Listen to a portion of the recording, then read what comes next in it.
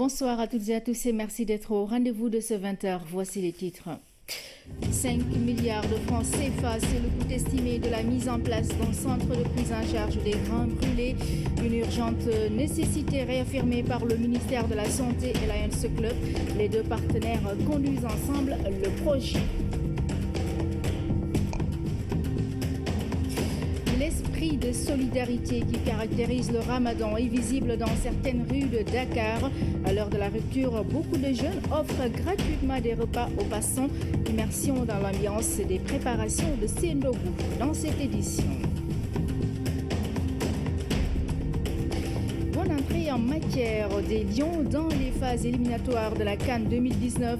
Le Sénégal a battu hier à domicile la Guinée équatoriale 3-0. Une victoire qui place l'équipe nationale à la tête du groupe A. Et puis nous irons à la découverte d'une facette peu connue de l'IFAN, c'est l'archéologie nautique ou l'étude de l'histoire des espèces sous-marines. Il abrite un centre dédié dont les travaux se déroulent au large de l'île de Gorée. C'est le sujet de la rubrique du dimanche.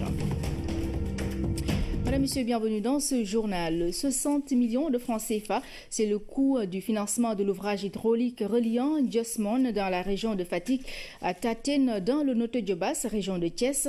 Les travaux confiés à l'OFOR, l'Office des forages ruraux, ont effectivement démarré en visite de chantier. Alioune Sarr, maire de Notto-Diobass, et le directeur général de l'OFOR ont pu le constater. Alassane Didjou. Ces actes posés par l'OFOR, l'Office des forages, les populations de cette zone du Diobass, en particulier celle de Taten, les attendaient depuis fort longtemps. Dès lors, on comprend aisément la joie et le soulagement des responsables locaux, mandataires de ces populations. En tant que maire de la commune, je suis très heureux que ce problème ait pu trouver une solution. Vous savez, l'eau, c'est la vie. Donc si vous n'avez pas d'eau, vous ne pouvez pas parler de santé, vous ne pouvez pas parler d'éducation, vous ne pouvez pas parler de confort tout court. Donc je crois que c'est un problème essentiel. Et Taten est un très gros village. Je dis 4000 habitants ne peuvent pas rester sans eau. C'est pour moi l'occasion de remercier le chef de l'État. La réalisation pour une enveloppe de 60 millions de francs CFA de la connexion Diosmone-Tassetpol-Taten constitue un geste de l'État sénégalais qui concrétise une vieille doléance des 4000 habitants de ce gros village confrontés à un problème récurrent de disponibilité d'eau. La chose la plus importante, c'est de voir qu'on a pris le problème de Taten à bras-le-corps et que nous sommes en train de travailler dessus pour le résoudre. C'est un investissement qui au bas mot va coûter 60 millions de francs CFA, mais c'est notre travail. C'est la mission que nous a assignée son Excellence le Président Macky Sall. Partout au Sénégal où il y a des populations, nous devons trouver les moyens pour leur donner de l'eau. Autre doléance des populations, notamment la jeunesse de Babac, en cours de satisfaction, la construction et la modernisation par la chip du stade du village. Sur le financement de la municipalité de Notto-Diobass, l'ouvrage sera doté d'une tribune, d'un vestiaire et d'une grille de sécurisation de l'aire de jeu. En sacrifiant au geste rituel de pose de la première pierre, marquant le démarrage officiel des travaux, l'édile de la commune a voulu inscrire son geste dans une dynamique de réalisation du plan Sénégal émergent dont les objectifs intègrent le développement des collectivités territoriales. Je le disais en titre, un centre de prise en charge des grands brûlés devrait voir le jour bientôt. C'est le vœu du Lions Club et du ministère de la Santé. Deux partenaires, le centre d'un coût estimé à 5 milliards apparaît comme une urgente nécessité pour faire face à un nombre important de victimes de brûlures. D'ailleurs, les membres du Lions Club qui ont rencontré le ministre de la Santé lui ont remis du matériel de soins et un appui alimentaire aux sinistrés de Médina Gounass. Oumar Diaw nous en dit plus. 2 mois après le terrible incendie du Dakar de Médina Gounass, le Lions Club est venu à la rencontre du ministre de la Santé. Et c'était une occasion de reparler du projet d'un centre de grands brûlés. Le ministère de la Santé s'y est engagé avec nous depuis plusieurs années. Nous avons déjà le terrain. Nous avons bénéficié aussi d'une exonération jusqu'à hauteur de 1 milliard. Le centre pour prendre en charge les grands brûlés coûtera 5 milliards. Ce projet reflète le partenariat entre cette association et le ministère de la Santé. Autant vous êtes mobilisés, autant nous considérons que vous êtes parmi nos partenaires privilégiés. Et pour accompagner les victimes dans les soins, le Lions Club est venu avec un trousseau pharmaceutique d'une grande diversité. Il s'agit donc de sérums salins, de bandes de gaz, de sparadrap, de masques et de gants. Pour le volet appui nutritionnel, le lot se compose de riz, de sucre, d'huile et autres pâtes alimentaires. Mieux vaut tard que jamais. Il n'est jamais trop tard pour bien faire et nous savons que c'est peut-être le temps de mobilisation qui a un peu duré, mais ils y sont depuis quelque temps. Plus de 60 jours après l'incendie, les plaies ont commencé à cicatriser, du moins en surface. Les brûlures profondes mettent cependant du temps à guérir et les gestes du cœur ont le don de les apaiser. Et puis la relation entre l'économie arachidière et le peuplement à Kaffrine et Saloum oriental est démontrée par le professeur Wali Faye, enseignant à la FASTEF. Il a consacré ses travaux à la période allant de 1891 à 1960. L'ouvrage, qui est une thèse de 3e cycle réaménagée, a été présenté au public. Rogi Atouba était de la partie. Sous le feu des projecteurs, le professeur Wali Faye, enseignant à la FASTEF, dans son ouvrage, il reconstitue les liens historiques entre l'économie arachidière et la démographie à Kaffrine. Ce que j'ai voulu montrer, c'est la corrélation entre l'évolution de la population et la croissance de l'économie arachidière. Parce que l'immigration est consécutive à la culture arachidière. Elle est étroitement liée à la culture arachidière. C'est une immigration à caractère pionnière, ce qui a fait que, au fur et à mesure que la population augmente, la production suit. Et l'ouvrage montre que en 1908, l'administration coloniale décide de faire de la zone du Saloum oriental le terrain d'extension de l'économie arachidienne. Ce livre suscite l'intérêt de l'université du Sine Saloum El Hadj Ibrahima Niass, une université à vocation agricole implantée dans le bassin arachidier. L'université du Sine Saloum El Hadj Ibrahima Niass va accorder une place très importante donc à l'arachide. L'arachide, c'est toute la chaîne de valeur de l'arachide, mais également à la dimension sociale et également historique donc de l'arachide. La valeur historique et scientifique de l'ouvrage est reconnue devant la famille, les collègues et amis du professeur Wali Faye et en présence de son ancien instituteur. J'ai été maître de M. Wali Faye en classe de CM2 en 72-73 à Nibi. Je me sens très honoré parce que je vois vraiment que quelqu'un qui est passé par moi, en tout cas à une étape de sa vie, a accédé à un stade très élevé du processus intellectuel. Et c'est tout ce travail intellectuel qui est célébré.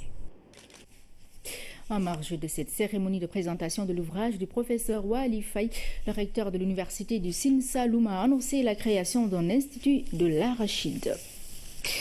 Première édition du prix CEDEAO de la qualité, l'ONUDI et l'Union européenne encouragent ainsi les entreprises à s'investir dans l'application des normes internationales pour être compétitives. Le Sénégal sera représenté par 2 entreprises après une sélection nationale. La cérémonie de lancement de cette compétition régionale s'est tenue vendredi dernier. Compte rendu Fatou Sakho. Atteindre l'excellence par la qualité est aujourd'hui le défi que les entreprises des 15 pays membres de la communauté des États de l'Afrique de l'Ouest doivent relever. Chaque pays sera représenté par 2 entreprises. Elles seront soumises à 50 critères. Le référentiel du prix CEDEAO de la qualité s'inspire des exigences des dernières versions des normes de la série ISO 9000 sur le management de la qualité auxquels sont ajoutés des critères liés à l'intégration régionale. Il s'y ajoute un règlement dans lequel sont fixées toutes les conditions de la participation au prix CEDEAO. Pour participer au prix, il faut compétir au niveau national, parce que chaque pays membre de la CEDEAO participe au prix national dans son pays. Et s'il est vainqueur du prix d'excellence, il participe au prix CEDEAO de la qualité.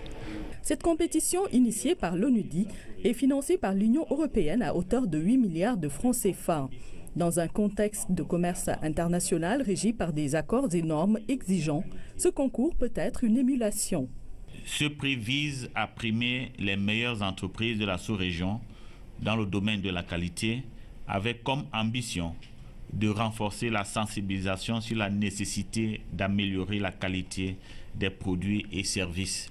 La CEDEAO en particulier a affiché sa volonté de pouvoir mettre en œuvre une infrastructure régionale de la qualité fonctionnelle et conforme à la pratique internationale. En cela, l'Union européenne souhaite l'accompagner. Cette volonté affichée par les politiques doit être accompagnée par les entreprises qui ont l'obligation de se conformer aux dispositions qui régissent les échanges internationaux pour être compétitives. Je voudrais les inviter donc à relever le défi de cette compétitivité en participant massivement au prix Oscar national de la qualité, dont les lauréats du prix d'excellence participent au prix CEDEAO de la qualité. Le prix CEDEAO de la qualité est ouvert à toutes les entreprises. À côté du prix Excellence récompensé par un trophée, 4 autres 10 spéciaux sont prévus. Et puis la 26e édition de la commémoration du témoignage de Boursine Coumba Ndoffène a vécu à Diakhao dans le Sine. Le ministre de la Culture et de la Communication, accompagné d'une forte délégation, a présidé la cérémonie officielle. Le comité d'organisation avait pris toutes les dispositions pour la réussite de l'événement. Claire Diop. 7 juin 1903, 7 juin 2017, voilà 114 ans que Boursine Coumba Ndoffène Diouf témoignait en faveur de Serigne Touba Khadimou Rassoul. L'histoire s'est déroulée à Sagata, à Saint-Louis. Le cheikh qui venait tout juste de rentrer de voyage dérangeait les colons. Ces derniers avaient entrepris des stratégies pour le nuire. Boursine Coumba Ndoffène s'était érigé en bouclier pour protéger le marabout. Cette année est la 26e édition de cette commémoration. Beaucoup d'activités sont organisées durant les 3 jours, y compris la nuit du partage. Dans cette nuit de partage, nous avons parlé de Mbégan Nour comme étant un roi fédérateur. Qu'il a régné, c'était le 10e roi du Sine, mais le premier roi du Saloum. Il a régné dans le royaume du Saloum, mais également dans le royaume du Sine. Et ça, c'est pratiquement lui seul qui a pu le faire. À travers l'histoire retracée, une leçon de vie est tirée de ce riche parcours. C'est tout simplement les grands ensembles qui peuvent permettre un développement actuel. Il faudra qu'on dépasse ces petits États. Il faudra qu'on se mette en association, que la notion d'individu ne soit pas bannie, mais en termes de comportement, qu'on puisse faire aller de l'avant et échanger avec les autres. Le ministre de la Communication a présidé la cérémonie au nom du président de la République. Il nous a envoyé avec une très forte délégation pour que nous puissions transmettre à la communauté sérère d'une manière générale ce sentiment de reconnaissance, ce sentiment de gratitude. Reconnaissance parce qu'il sait que tout le Sine est derrière lui. Gratitude parce qu'il sait que tout le Sine, mobilisé comme un seul homme, lui doit beaucoup. Lui doit parce qu'à travers lui, beaucoup de réalisations se sont faites dans cette partie du Sénégal. La place mythique de Wassila, ici à Diakhao, a refusé du monde pour l'occasion. Beaucoup de familles religieuses, musulmanes comme chrétiennes, ont envoyé des délégations. Des personnalités politiques ont également pris part à la cérémonie officielle de cette 26e édition de la commémoration du témoignage de Boursine en faveur de Serigne Touba. Place au reportage à Ramadan. Je le disais en titre, l'esprit de solidarité prévaut dans les quartiers de Dakar en ce temps de Ramadan. Avant l'heure de la rupture des jeunes, des quartiers se regroupent pour préparer le nogou à offrir gratuitement. Si certains ont choisi de faire la quête pour acheter le nécessaire, d'autres ont choisi d'utiliser leurs propres moyens pour faire ce geste. C'est un reportage signé Jeanne Dior. À Dakar, dès 16h, voici ce qui s'ajoute au décor des rues. Des jeunes, calebasses ou bols à la main, demandant de l'argent, de grosses marmites en train de mijoter, du café filtré, tout un arsenal pour un ndogu en pleine rue. Nous démarrons la quête vers 17h. Cet argent que nous récoltons nous permet d'acheter du sucre et du café, surtout pour le lendemain. Comme vous le voyez, nous avons commencé à préparer le ndogu. L'esprit de solidarité, c'est ce qui habite ces jeunes qui ont fini de faire de cette action une habitude à chaque mois de Ramadan. Le mois de Ramadan, c'est un mois où on récolte plus de biens de fait. Nous n'allons pas sur eux pour leur demander de l'argent, pour le mettre dans nos poches. Non. Quand ils nous donnent, automatiquement, on va acheter ce qu'il y a, le nécessaire, et on le donne à eux. Ici, aux HLM, moins de 100 mètres séparent ces deux groupes de jeunes avec la même intention, le partage. Mais la façon de faire ce geste diffère. On n'arrête pas les véhicules pour demander de l'argent. Mam Cheikh Ibrahim Fall faisait ça. Bon, lui, il travaille pour donner à Serigne Touba. Donc nous, c'est notre devoir parce que c'est lui notre guide. Donc on doit copier sur lui, oui, de travailler bien et de donner aux gens, oui, pour avoir quelque chose en Dieu. L'heure de la rupture a sonné à Niary Tally. Des groupes de jeunes trouvés sur cette grande artère assurent le service. Ceux qui ont l'habitude de rompre le jeûne en dehors de leur maison apprécient ce geste. Je suis un chauffeur de taxi et lors de la rupture, me trouve tout le temps hors de chez moi. Donc ces jeunes m'offrent gratuitement le ndogu. C'est un geste de bienfaisance et seul Dieu va les récompenser parce qu'il y en a parmi les bénéficiaires ceux qui ne peuvent pas se payer le ndogu. Puisse Dieu payer cette action. C'est devenu une habitude à Dakar de voir des jeunes s'activer pour un ndogu certes simple mais immense de par le geste. Très significatif aussi bien pour les bénéficiaires que pour les initiateurs. Surtout ceux qui le font avec les moyens du bord. Le partage, une des recommandations de l'islam, surtout en ce temps de Ramadan. D'autres reportages consacrés au Ramadan dans nos prochaines éditions. L'actualité internationale sous forme de brèves illustrées. Nous irons au Qatar et en Somalie. Nous démarrons par la France. Un mois après la présidentielle, les électeurs se sont de nouveau rendus aux urnes pour le premier tour des élections législatives. La République en marche arrive en tête avec 32,2% des suffrages. Le récit de Seydina Alunfal. Les Français se sont rendus aux urnes ce dimanche pour le premier tour des élections législatives. La République en marche arrive en tête avec 32,2% des suffrages devant les Républicains 21,5%. Le Front National obtient 14%, la France Insoumise 11% et le Parti Socialiste 9%. La République en marche et son allié, le MoDem, obtiendraient une majorité absolue, 390 des 430 sièges selon les premières projections. Un peu plus de 40%, c'est le taux de participation à ces élections, une baisse par rapport aux législatives de 2012. L'enjeu pour le président Emmanuel Macron est d'obtenir une large majorité pour réaliser les réformes qu'il a promises. 7 877 candidats étaient en liste pour 577 sièges. Les Français de l'étranger qui ont voté par anticipation le week-end dernier ont plébiscité les candidats de la République en marche.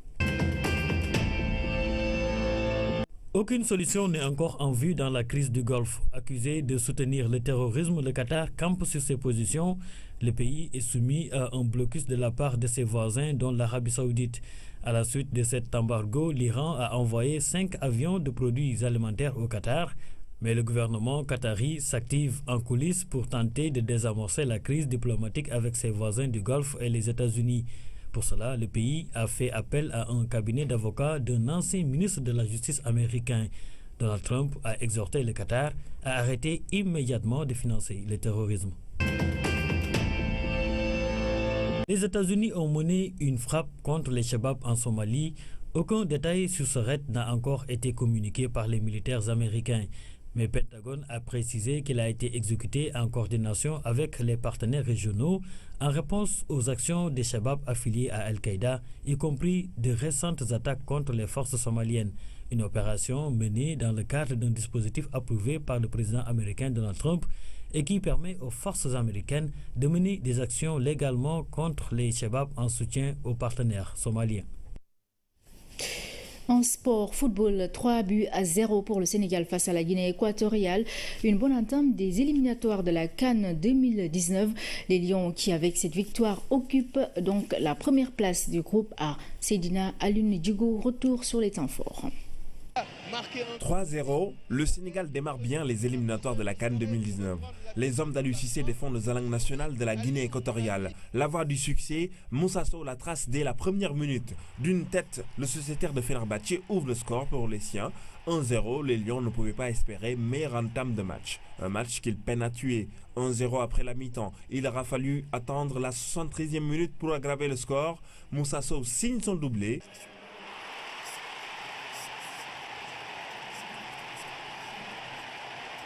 bon travail d'Idrissa Gana Gueye, son centre trouve un Moussa Sow endurant et il inscrit son 19e but en équipe nationale.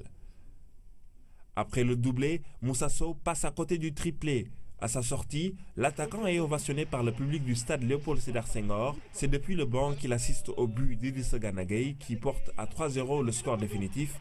Avec ce succès, le Sénégal occupe la première place du groupe A devant Madagascar, tombeur du Soudan 3-1. La Guinée équatoriale, elle, ferme la marche. Pour le 3e but sénégalais, le Sénégal qui s'empare de la première place. C'est le coût du financement de l'ouvrage hydraulique reliant Josmone dans la région de Fatick à Taten dans le Notto Diobass, région de Thiès. Les travaux confiés à l'OFOR, l'Office des forages ruraux, ont effectivement démarré en visite de chantier. Alioune Sarr, maire de Notto Diobass, et le directeur général de l'OFOR ont pu le constater. Alassane Didjou. Ces actes posés par l'OFOR, l'Office des forages, les populations de cette zone du Diobass, en particulier celles de Taten, les attendaient depuis fort longtemps. Dès lors, on comprend aisément la joie et le soulagement des responsables locaux, mandataires de ces populations. En tant que maire de la commune, je suis très heureux que ce problème ait pu trouver une solution. Vous savez, l'eau, c'est la vie. Donc si vous n'avez pas d'eau, vous ne pouvez pas parler de santé, vous ne pouvez pas parler d'éducation, vous ne pouvez pas parler de confort tout court. Donc je crois que c'est un problème essentiel. Et Taten est un très gros village. Je dis 4000 habitants ne peuvent pas rester sans eau. C'est pour moi l'occasion de remercier le chef de l'État. La réalisation pour une enveloppe de 60 millions de francs CFA de la connexion Josmone-Tassetpol-Taten constitue un geste de l'État sénégalais qui concrétise une vieille doléance des 4000 habitants de ce gros village, confrontés à un problème récurrent de disponibilité d'eau. La chose la plus importante, c'est de voir qu'on a pris le problème de Taten à bras-le-corps et que nous sommes en train de travailler dessus pour le résoudre. C'est un investissement qui, au bas mot, va coûter 60 millions de francs CFA, mais c'est notre travail. C'est la mission que nous a assignée son Excellence le Président Macky Sall. Partout au Sénégal où il y a des populations, nous devons trouver les moyens pour leur donner de l'eau. Autre doléance des fonds. Et l'ouvrage montre que en 1908, l'administration coloniale décide de faire de la zone du Saloum oriental le terrain d'extension de l'économie arachidienne. Ce livre suscite l'intérêt de l'université du Sine Saloum El Hadj Ibrahima Niass, une université à vocation agricole implantée dans le bassin arachidier. L'université du Sine Saloum El Hadj Ibrahima Niass va accorder une place très importante donc à l'arachide. À l'arachide, c'est toute la chaîne de valeur de l'arachide, mais également à la dimension sociale et également historique donc de l'arachide. La valeur historique et scientifique de l'ouvrage est reconnue devant la famille, les collègues et amis du professeur Wali Faye et en présence de son ancien instituteur. J'ai été maître de M. Wali Faye en classe de CM2 en 72-73 à Nibi. Je me sens très honoré parce que je vois vraiment que quelqu'un qui est passé par moi, en tout cas à une étape de sa vie, a accédé à un stade très élevé du processus intellectuel. Et c'est tout ce travail intellectuel qui est célébré. En marge de cette cérémonie de présentation de l'ouvrage du professeur Wali Faye, le recteur de l'université du Sine Saloum a annoncé la création d'un institut de l'arachide. Première édition du prix CEDEAO de la qualité, l'ONUDI et l'Union européenne encouragent ainsi les entreprises. Parmi nos partenaires privilégiés. Et pour accompagner les victimes dans les soins, le Lions Club est venu avec un trousseau pharmaceutique d'une grande diversité. Il s'agit donc de sérum salines, de bandes de gaz, de sparadrap, de masques et de gants.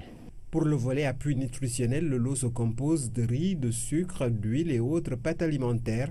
Mieux vaut tard que jamais. Il n'est jamais trop tard pour bien faire et nous savons que c'est peut-être le temps de mobilisation qui a un peu duré, mais ils y sont depuis quelque temps. Plus de 60 jours après l'incendie, les plaies ont commencé à cicatriser, du moins en surface. Les brûlures profondes mettent cependant du temps à guérir et les gestes du cœur ont le don de les apaiser. Et puis la relation entre l'économie arachidière et le peuplement à Kaffrine et Saloum oriental est démontrée par le professeur Wali Faye, enseignant à la FASTEF. Il a consacré ses travaux à la période allant de 1891 à 1960. L'ouvrage, qui est une thèse de 3e cycle réaménagée, a été présenté au public. Rogi Atouba était de la partie. Sous le feu des projecteurs, le professeur Wali Faye, enseignant à la FASTEF, dans son ouvrage, il reconstitue les liens historiques entre l'économie arachidière et la démographie à Kaffrine. Ce que j'ai voulu montrer, c'est la corrélation entre l'évolution de la population et la croissance de l'économie arachidière. Parce que l'immigration est consécutive à la culture arachidière. Elle est étroitement liée à la culture arachidière.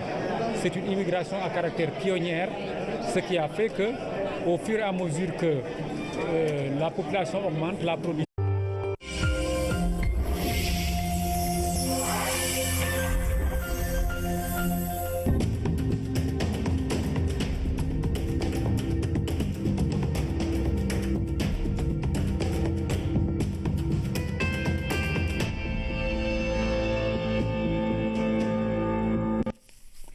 Bonsoir à toutes et à tous et merci d'être au rendez-vous de ce 20h. Voici les titres. 5 milliards de francs CFA, c'est le coût estimé de la mise en place d'un centre de prise en charge des grands brûlés. Une urgente nécessité réaffirmée par le ministère de la Santé et Lions Club.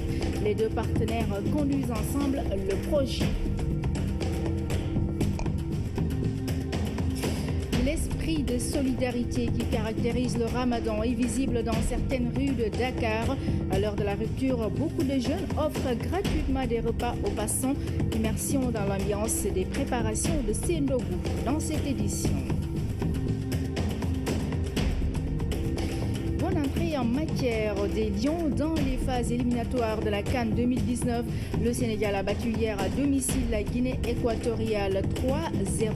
Une victoire qui place l'équipe nationale à la tête du groupe A. Et puis nous irons à la découverte d'une facette peu connue de l'IFAN, c'est l'archéologie nautique ou l'étude de l'histoire des espèces sous-marines. Il abrite un centre dédié dont les travaux se déroulent au large de l'île de Gorée. C'est le sujet de la rubrique du dimanche. Madame, Monsieur, bienvenue dans ce journal. 60 millions de francs CFA. La population, notamment la jeunesse de Babak, en cours de satisfaction, la construction et la modernisation par la chip du stade du village. Sur financement de la municipalité de Notto-Diobass, l'ouvrage sera doté d'une tribune, d'un vestiaire et d'une grille de sécurisation de l'aire de jeu.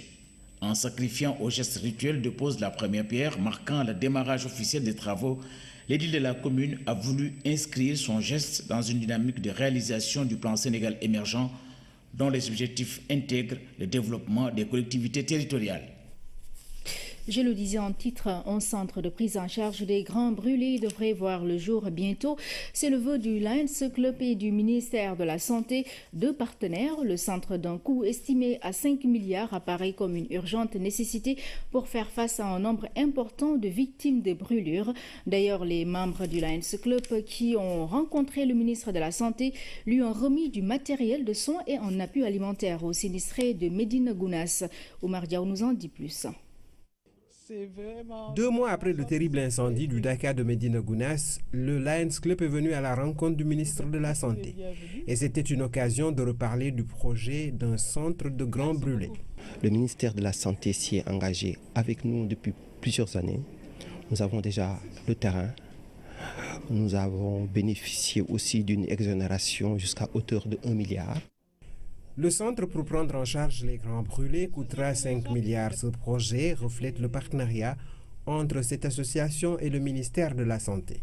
Autant vous êtes mobilisés, autant nous considérons que vous êtes